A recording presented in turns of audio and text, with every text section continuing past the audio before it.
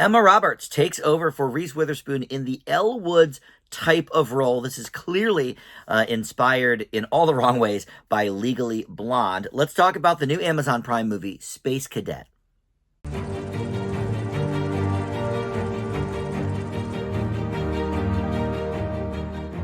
Hey guys, Dan here. This is Dan Reviews It. Welcome to my spoiler-free review for the new film Space Cadet. This is streaming now on Amazon Prime. It features Emma Roberts and a bunch of names that you will recognize as well. But before we launch into the specifics of this film, let me welcome you into Dan Reviews It. Thank you for finding this video. We've got movie and TV reviews on the channel, and just about every day I post something new. So there's always a lot to check out here. With that in mind, please consider subscribing. Click that like button, comment below. All that stuff, of course, helps the channel out. And check out my Letterboxd profile as well in the description below. You can follow me on there and track all the movies I'm watching and rating. And a lot of times I'll post the rating there before I even do my video. So that's a very, very cool site if you're not familiar with Letterboxd. All right, let's talk about Space Cadet. So this is clearly inspired by Legally Blonde, and that makes sense because that movie came out at this point over 20 years ago.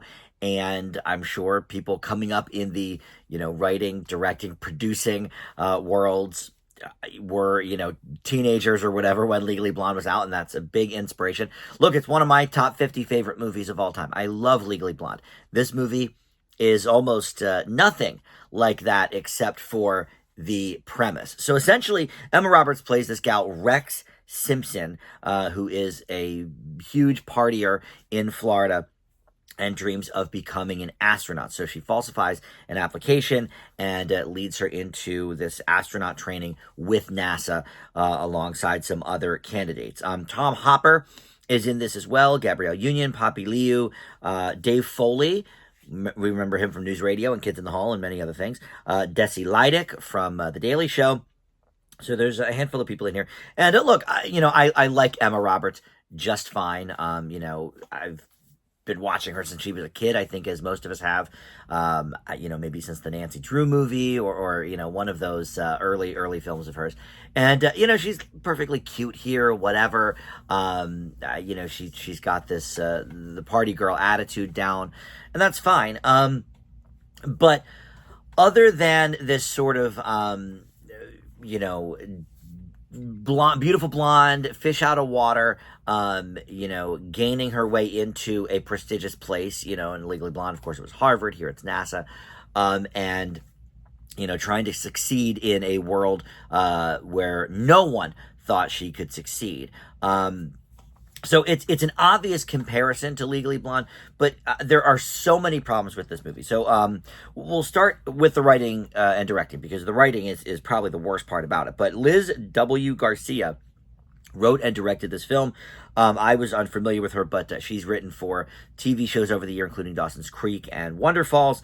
And she directed a couple of movies that I don't believe I saw. The Lifeguard with Kristen Bell sounds kind of familiar, but I don't think I saw it. And then a few years ago, she had a Juno Temple and Julian Garner movie called 1% More Humid. She also wrote and directed that. I don't think I saw either of those. But if this movie is an indication, they're probably not very good. Here's the main problem, I guess, with the characters, the premise, the script, whatever you want to say here, is that this girl, Rex, is so unlikable. One of the great things about Legally Blonde is it kind of sideswipes you with, just how smart Elle Woods is and how kind she is and what a great sort of role model she is. This girl, Rex, nothing could be further from the truth. She lies her way into the internship or job or whatever it is. And she just is backstabbing people right and left. She lies constantly. There's really not much to root for with this character. And then the other major problem is it takes any sense of remote logic and just throws it right out the window. Like, NASA isn't going to, check that a resume is correct or, check that anything on an application is correct. They're not going to do any background checks. They're not going to do, it is so absolutely unbelievable that she would realistically get any kind of position anywhere near NASA. Whereas again, if we're comparing it to Legally Blonde, yeah, she had a a cutesy kind of video, and yes, her bikini, shot in the pool maybe gave her a better chance. But like anybody could walk in off the street and get a job at NASA with absolutely no real credentials or anything. So that part just is unbelievable, and just the character, so unlikable. And then there's the humor. I didn't find any, partially maybe because this character is so likable. And again, Emma Roberts, it's not her fault. Emma Roberts is fine. She's very cute in the role, of course. I don't think I've ever seen her as an actress with a huge range. So this is something, that is in her wheelhouse.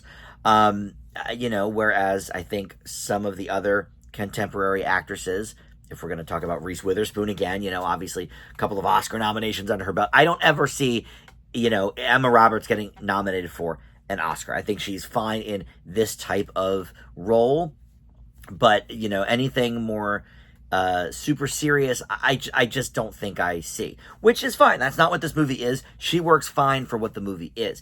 It's the script and the really the concept that is the problem. And it's kind of funny that they released this now because, of course, we have in theaters just this weekend, Fly Me to the Moon, which deals heavily with NASA, and that takes place in the 60s, where this is present day. But, but two like NASA movies, launching, for lack of a better term, at the same time. That is clearly a better picture. I gave that a B minus. I got to see a preview screening of that. This one, boy, this is going to end up for sure on my worst of the year list. I leave Space Cadet with an F.